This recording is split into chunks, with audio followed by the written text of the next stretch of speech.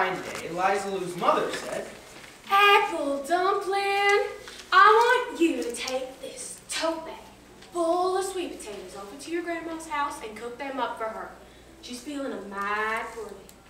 But mind you, be especially careful when you're crossing that Younger Belly swamp. I will, Mama. Liza Lou set off along the old swamp road. She'd heard tell about a good-for-nothing swamp pond thereabouts who snatched away small children. No sooner had she come across an old abandoned shed than she heard a terrible moaning and howling. Sure enough, out of a broken window jumped a pale, nasty swamp pond. Liza Lou! The swamp pond moaned! I'm gonna snatch you away! Oh, Mr. Swampot, snatch me away if you must. But please, oh please don't snatch away my tote bag full of sweet potatoes. Now, Swamp Hound may be good at snatching, but he's none too good at catching on. Look, split, he snatched that tote bag right out of Liza Lou's hands. Oh no, whatever you do, don't take those to my grandma's house. And please, oh please don't cook them up in a pan. But before you could say, Yeller Belly, Cottonmouth, Possum up a tree, you can catch the swamp fever, but you can't catch me. That good-for-nothing hunt ran clear straight to Grandma's house, just so he could cook up those potatoes and make Liza Lou miserable.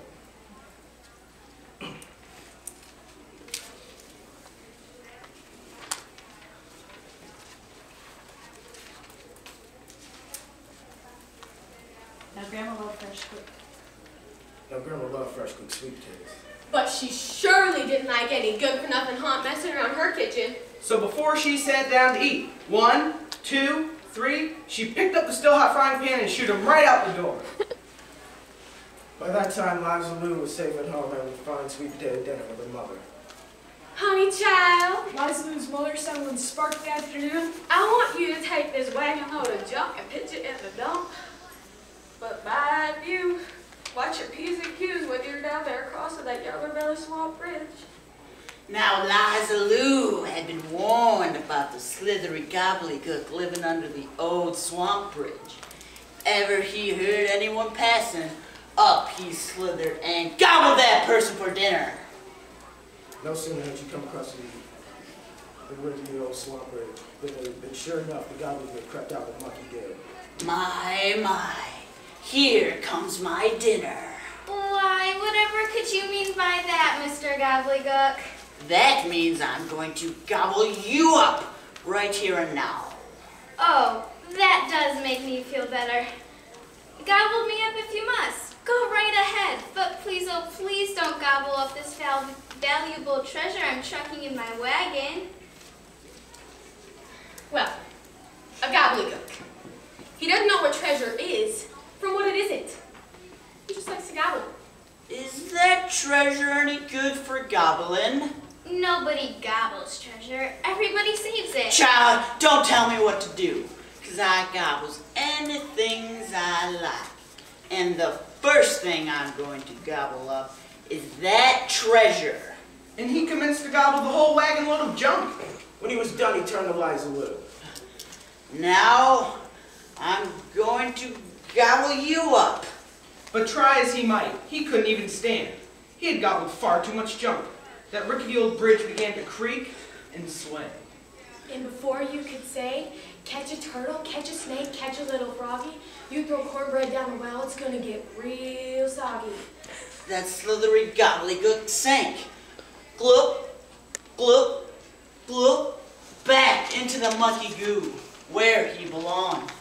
Well, Liza Lou thought as she drove her mother's empty wagon back home. that bridge was never too safe anyway. Bright and early the very next morning, Liza Lou's mother said, Hush, puppy.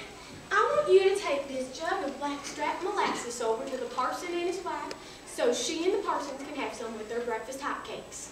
But mind you, be most particular when you're crossing that old well at the far side of that Younger Belly swamp. I will, Mama. Liza Lou knew all about the sly swamp devil who lived at the bottom of the well.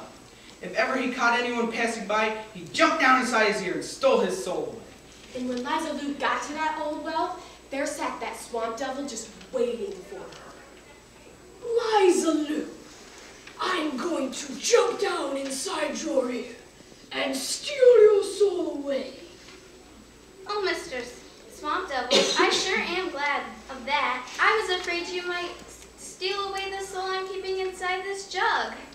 Now, what would I want with just any old soul? That devil grinned. It's yours I want, Liza Lou. Thank goodness, because it's the Parsons soul I've got inside this jug, and it would be just awful if you ever stole that.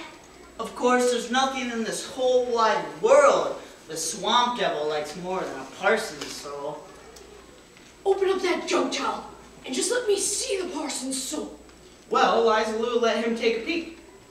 I don't see nothing down there except molasses. I'm glad enough of that. I thought you might jump inside to get a better look. Why, that's exactly what I'm gonna do.